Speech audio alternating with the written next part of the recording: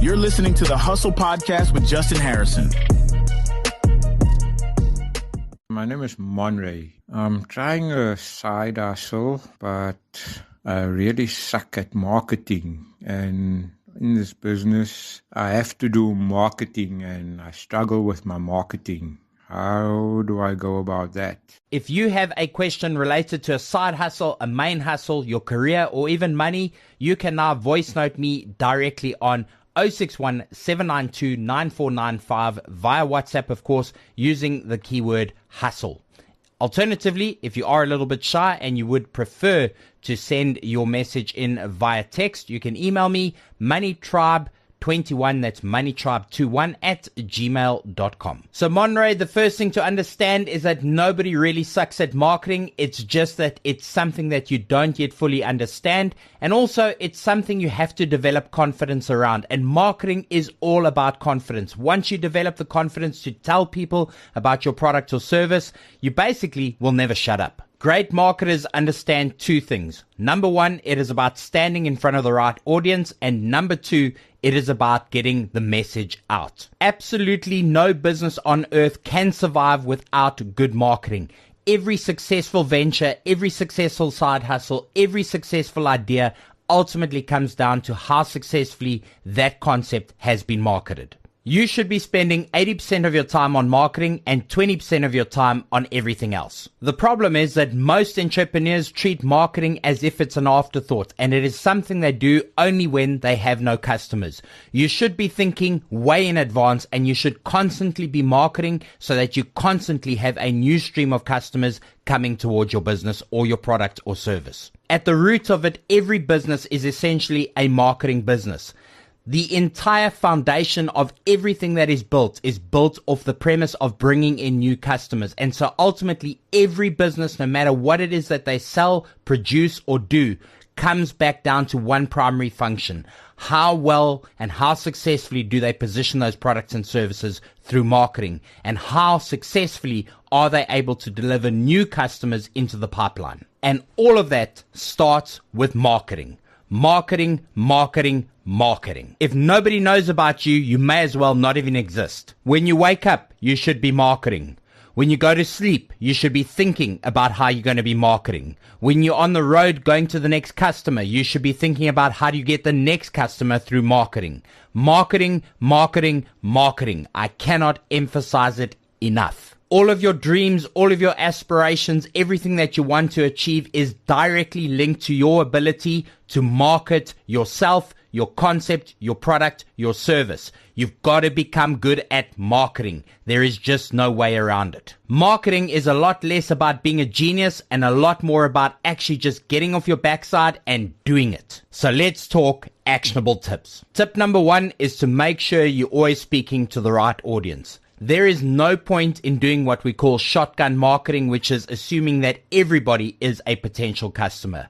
Hone down who your exact kind of customer is, find out where they hang out, find out what they read, find out what they do, and then figure out how you can stand in front of them. It is way better to speak to 5 qualified people who are likely to be interested in the thing that you have to offer than speaking to 1,000 people who have absolutely no interest in what it is that you have to offer. Tip number 2 is to constantly be looking to expand your audiences. This means that once you have decided and figured out who your ideal customer is, you need to figure out where they're spending their time and develop new audiences, new places where you can constantly go and position your marketing to grab their attention. You have to constantly be looking for new marketing channels. As an example, if you provide high pressure cleaning services, your ideal customer has got to be a homeowner. So the question is, what do homeowners read? Where do homeowners hang out? And more importantly, how do you get in front of homeowners to position your service? When I ask most people who their ideal customer is, most often the answer is either anybody with money or they don't know. And this leads me to the second biggest tip, which is to truly understand your potential customers, to know exactly who your ideal customer is. Because if you don't know who your ideal customer is, there is absolutely no way you can funnel them into your business. As I like to tell my marketing teams, it's like fishing. You got to fish where the fish are, not where the fish ain't. Tip number 3 is really about doing something completely different to your competitors, which is to get into the advice business. Most companies are failing to see the greatest marketing opportunity of the 21st century. Consumers are hungry for information, and the best kind of customer is an educated customer. So take the time to create free educational products around your products and service and watch your business flourish. You can give away courses, booklets, videos, audio, pretty much anything that provides value to your potential customers, educates them about what it is that you're providing, and at the same time builds trust. This is the key to marketing. And if you get these things right and you get this in the hands of as many people that are your ideal customer, you are going to have a business that absolutely takes off like a rocket ship. Tip number 4 is to forget about perfection. Abandon the idea of a perfect campaign, perfect marketing. Just get out there and start doing. Make mistakes, fail, and learn quickly. 90% of marketing is about making mistakes and learning from those mistakes, experiencing the feedback from potential customers and adjusting accordingly. Don't be afraid to make mistakes. Tip number 5 is to include the 3 key ingredients, the secret sauce, into your marketing for every single bit of marketing you do. The first thing is a great hook that draws people in.